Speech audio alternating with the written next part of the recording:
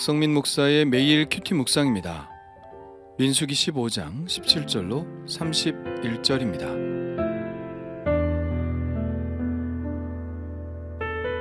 여호와께서 모세에게 말씀하여 이르시되 이스라엘 자손에게 말하여 이르라.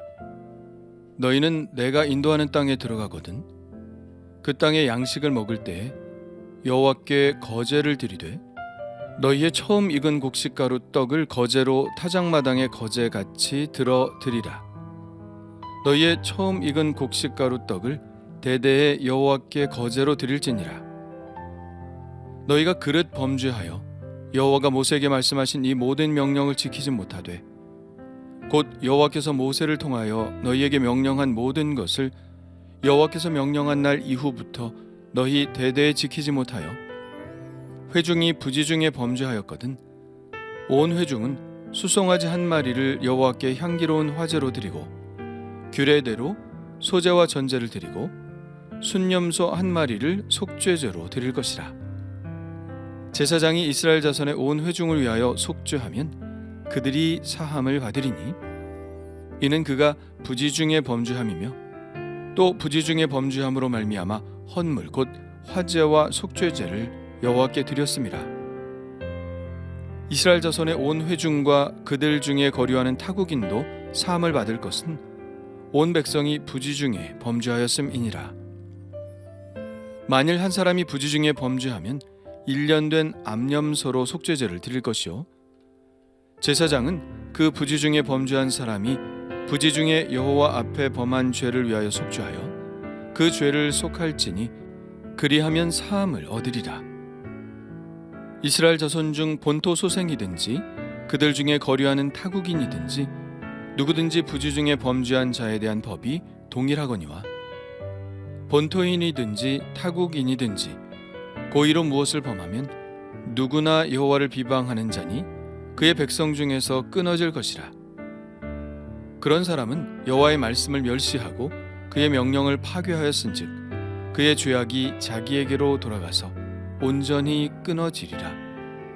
아멘. 어제 본문 말씀에서는 소제와 전제의 규정에 대해 소개를 했었는데요. 오늘 말씀에는 소제 중 첫 열매를 드리는 것에 관해 말씀하고 있습니다. 이스라엘 자손들은 가나안 땅에 들어가면 농사를 지어 수확을 하게 될 텐데 그 땅의 양식을 먹을 때 여호와께 거제로 먼저 드려야 합니다.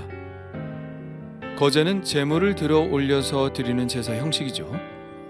제물을 들어 올린다는 것은 하나님께 드린다는 것이고 제물을 들었다가 내린다는 것은 하나님께서 제물을 받으시고 우리에게 다시 주신다는 것입니다.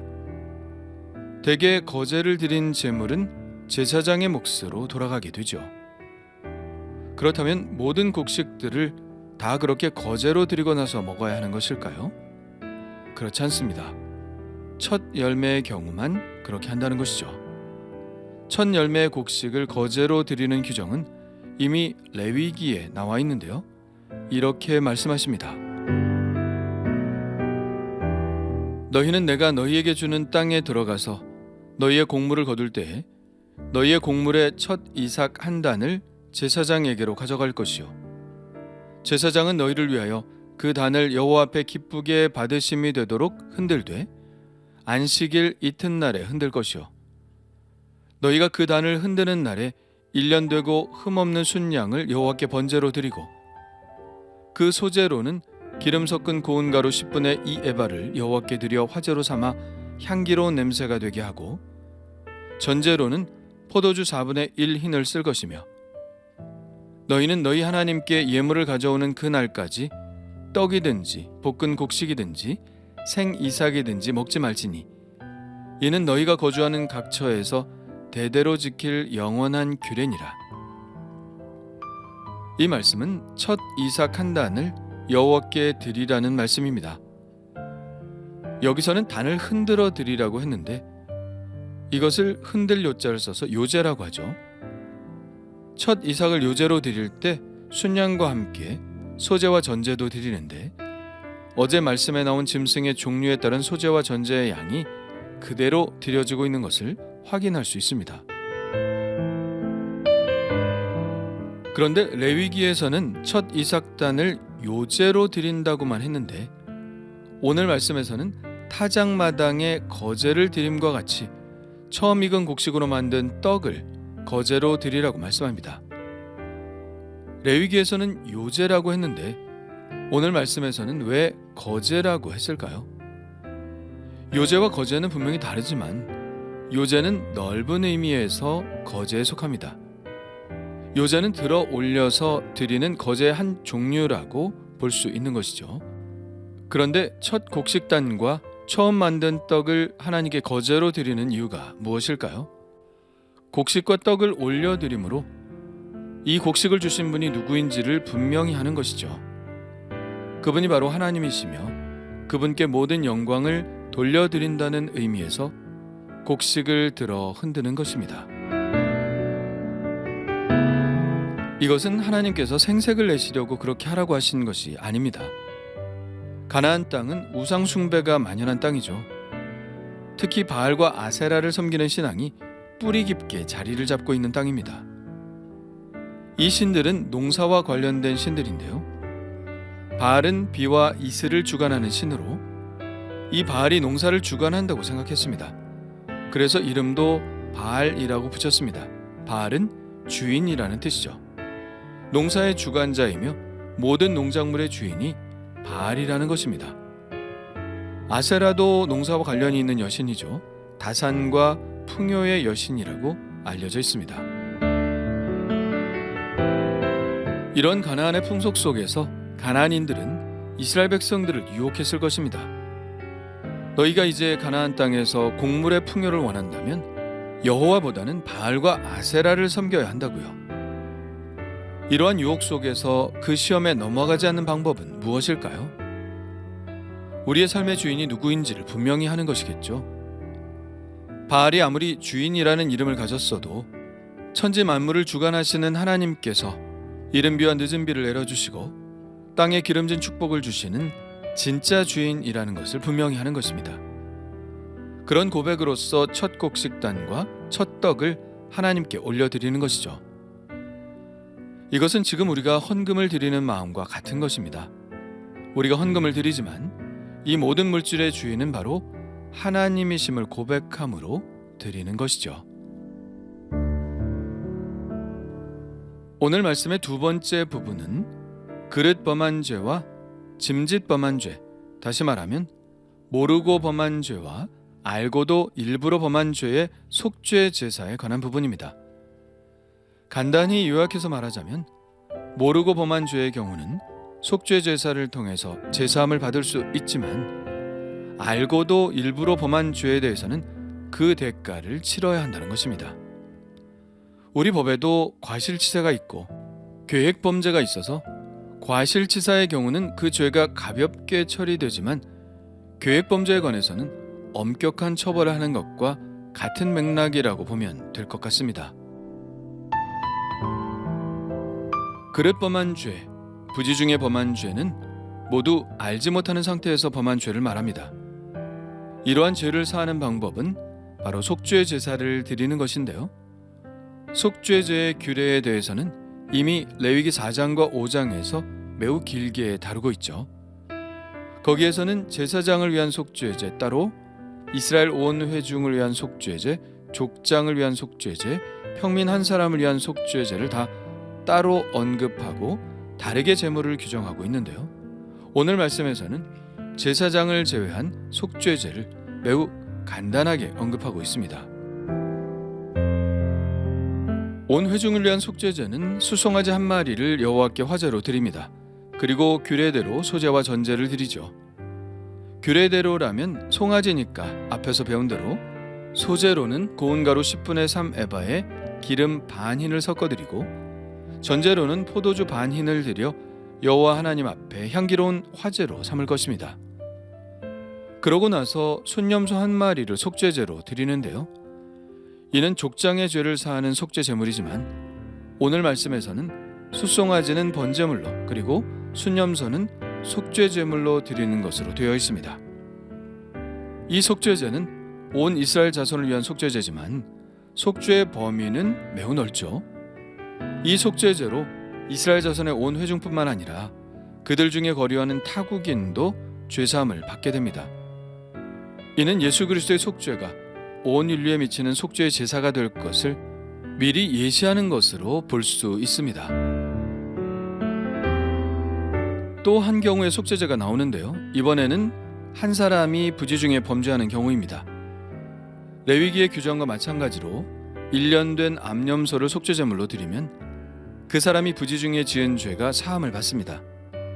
이것도 이스라엘 백성뿐 아니라 타국인의 죄도 이러한 방식으로 죄사함을 얻게 되죠.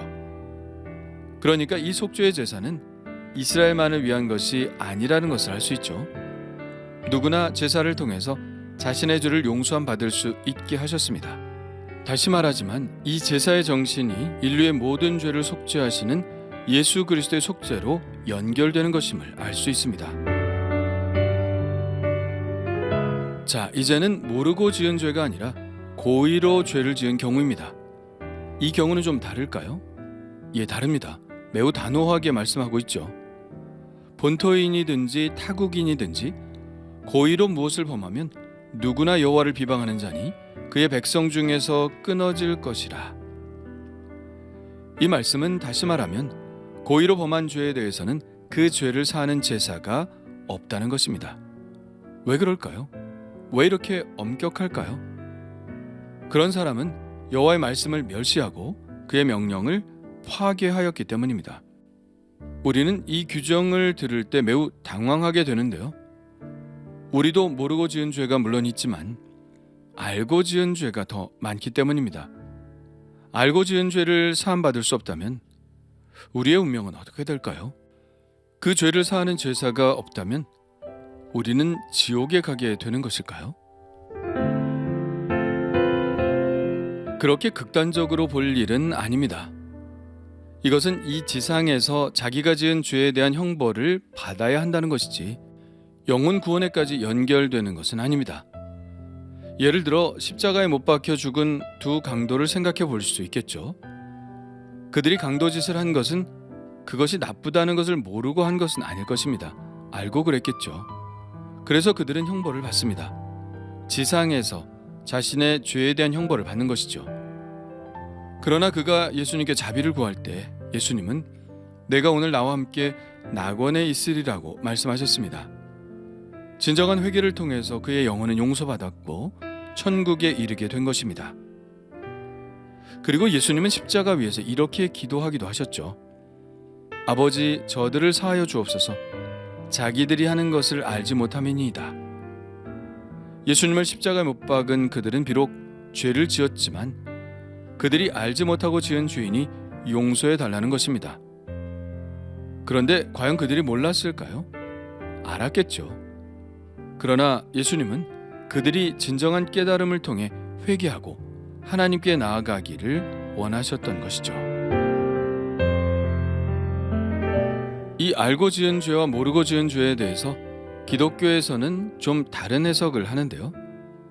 모르고 지은 죄란 예수 믿기 전에 지은 죄이고 알고 지은 죄란 예수 믿고 나서 지은 죄인데 그렇다고 예수 믿고 나서 지은 모든 죄를 말하는 것은 아니고 특별히 배교에 관한 죄를 말합니다.